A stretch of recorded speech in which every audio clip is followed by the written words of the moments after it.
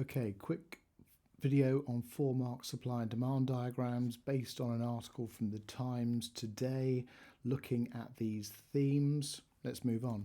So, champagne, traditionally made in X amount of hectares, and they can't keep up with demand. So what they want to do is they want to increase the area by 15%. You can read the rest of it.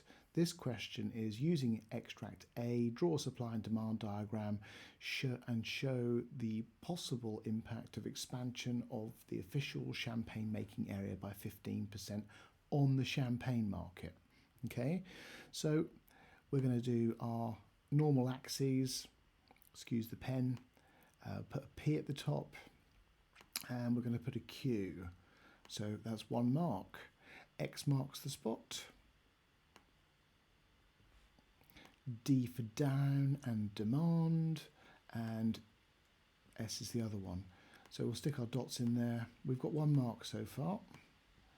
Okay, and we're going to call this Q1. This is so much easier without using a mouse pad. And then we do our P1. Okay, we don't get any extra marks for that, but it's labelled. The same first steps for every single 4 marker. There's no excuse not to get at least 2 marks, even if you mess the rest of it up. So just make sure you remember D for down, and this is supply, the other one.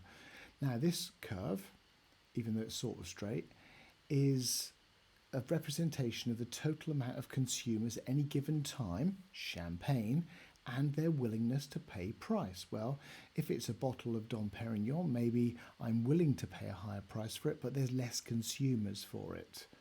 Okay, the cheap, nasty stuff is down here, and maybe we'll sell more of it at a lower price. Okay, this is the total amount of suppliers of champagne. There we go. That's how big their vineyards are at the moment, and their willingness to supply. And it won't surprise you that they all want to charge as much as they can possibly get away with to maximise profitability. And if it's down here, then maybe less of them are willing to supply their grapes or the finished product, as in champagne. Now, looking in the case study, we will see that they're going to increase by 15%, and it mentions in here that it could possibly end up resulting in a glut. So extra wine, too much in the marketplace, and we understand that this case study doesn't talk about anything to do with demand. It's just talking about supply, supply, supply. So the first part of these questions is identify if it's a demand, if it's about supply. Well, it's supply.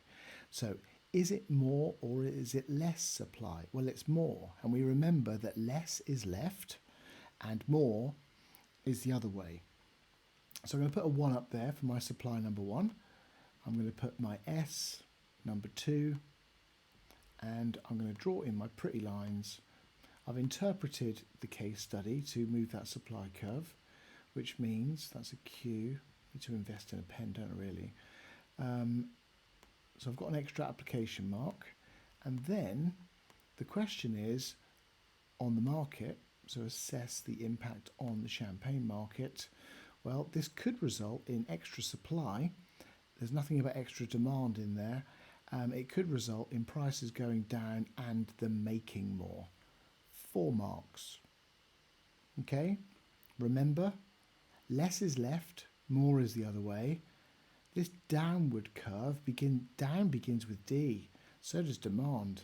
So you should remember which one it is, so we shouldn't see any students mixing this up this summer. Okay, make sure you label your diagram properly. You don't need to put prices or anything else on the diagram. Remember the first 2 steps are the same for every single supply and demand diagram, and you shouldn't go wrong. Hopefully that was useful.